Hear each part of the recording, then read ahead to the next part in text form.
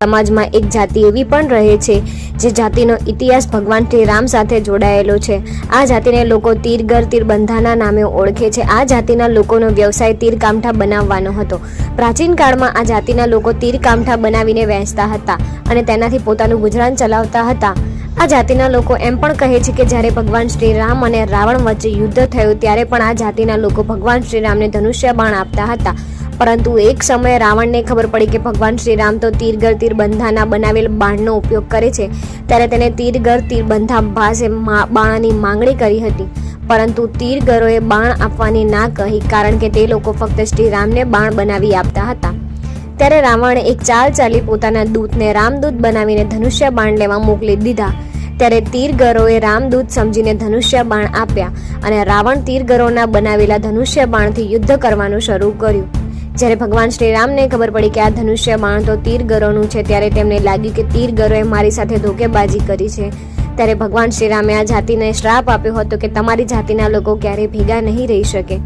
તારીખ 22 જાન્યુઆરી 2024ના રોજ અયોધ્યામાં રામ મંદિરની પ્રાણ પ્રતિષ્ઠા છે, તે સંદર્ભમાં તીરગર તીરબંધા જાતિના લોકોએ ભગવાન શ્રી રામને એક ધનુષ્ય બાણ સમર્પિત કરવાનું નક્કી કર્યું છે। એમનું કહેવું છે કે આવું કરવાથી અમારા ઉપર ભગવાન શ્રી રામની કૃપા દ્રષ્ટિ થાય અને આ શ્રાપમાંથી અમે મુક્ત થઈ જઈએ। તો હવે જોવાનું એ રહ્યું કે શું આ જાતિના લોકો અયોધ્યામાં શ્રી રામ મંદિરે પોતાનું બનાવેલું ધનુષ્ય બાણ પહોંચાડી શકશે કે નહીં।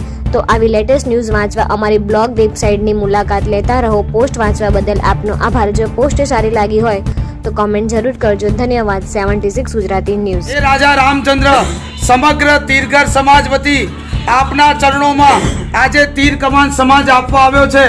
500 વર્ષ પછી આપનું મંદિર બની રહ્યું છે। તીરગર સમાજને શ્રાપમાંથી મુક્ત કરજો અને અમને અમારી ઓળખાણ અપાવજો, એવું અમે સમગ્ર તીરગર સમાજ વતી વિશ્વ હિન્દુ પરિષદ, આંતરરાષ્ટ્રીય વિશ્વ હિન્દુ પરિષદ, અમારા પનોતા પુત્ર ગુજરાતના માન્ય નરેન્દ્રભાઈ મોદી સાહેબને હૃદયથી અમે એમને પ્રાર્થના કરીએ છીએ કે આ સૌભાગ્ય આપને મળેલું છે તો આ લુપ્ત થનારી સમાજનું ગૌરવ મળે એવી પ્રભુ શ્રી રામના ચરણોમાં પ્રાર્થના।